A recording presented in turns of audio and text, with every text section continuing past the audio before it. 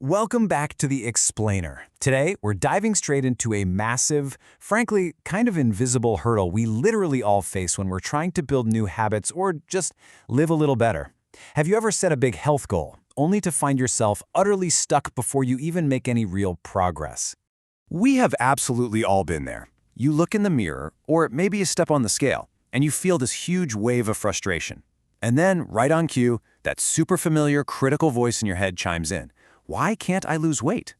Or, maybe it happens late at night.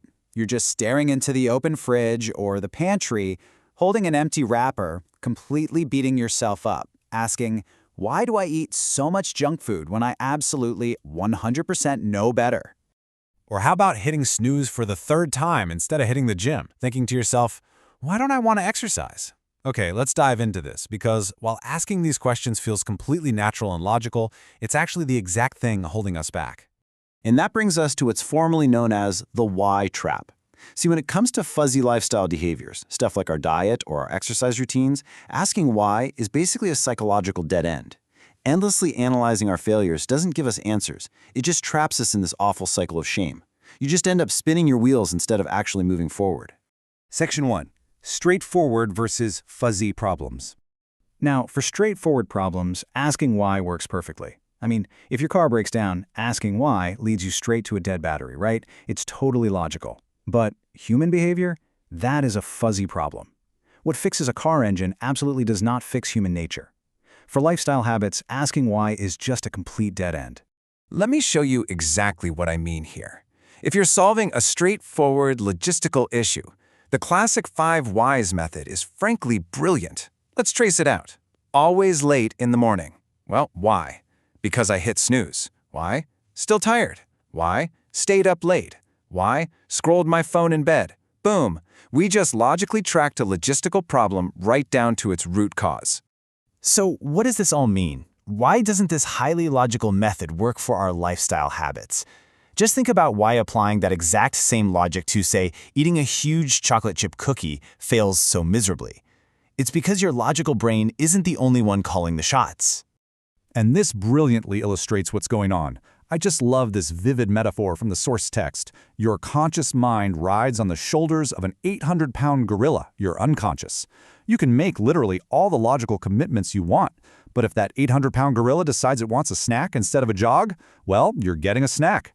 Relying on willpower alone is a losing battle. Let's break down exactly what motivates this gorilla of ours. Your unconscious mind is simply doing what it evolved to do over millions of years. It's incredibly energy efficient, it's fast, it fiercely protects your self-esteem, and it avoids negative emotions at all costs. In modern society, those ancient survival instincts translate directly to seeking out high-value nutrients, hello, sugar, and saving energy by just crashing on the couch. So when you fight this natural drive with deep self-analysis and ask, why am I so lazy, you just trigger cognitive distortions. The gorilla digs its heels in even deeper to fiercely protect you from that negative emotion. So here is the major aha moment. Don't get caught in the why trap. Just drop the endless self-analysis. Stop interrogating yourself. Seriously.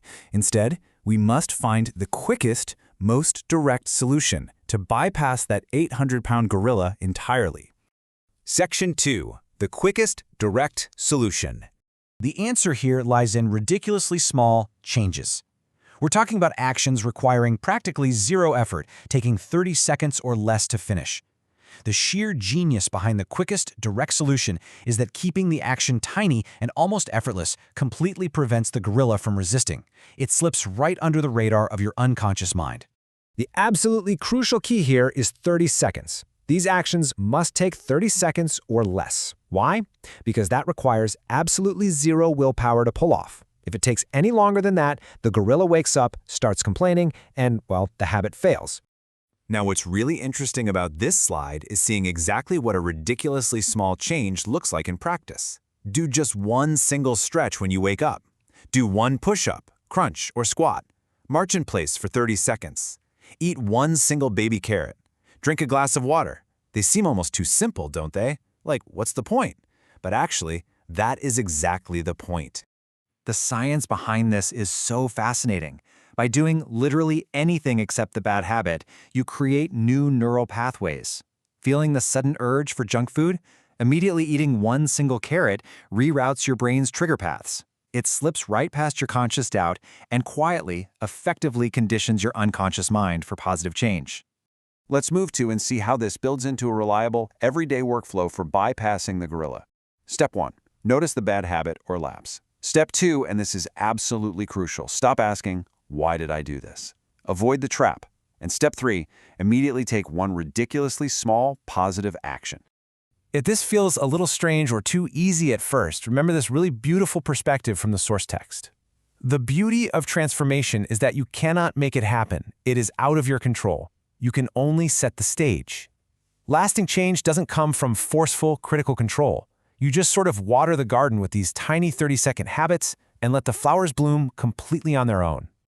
And hey, when you inevitably slip up, because we all do, remember this directive. Treat a lapse like any other obstacle. Be kind to yourself and just take the next small step. The text warns us against the abstinence violation effect. You know that feeling, right? Where you eat one piece of cake and instantly go, well, my diet is totally ruined, I might as well give up entirely. Self-compassion rather than self-criticism isn't just a nice idea. It's quite literally the fastest way to recover and keep moving forward. So we are officially leaving the analysis paralysis behind us. Don't ask why you haven't started. Don't ask why you failed in the past. It doesn't matter. Instead, empower yourself to take immediate action right now. I'll leave you with this. What ridiculously small step will you take today?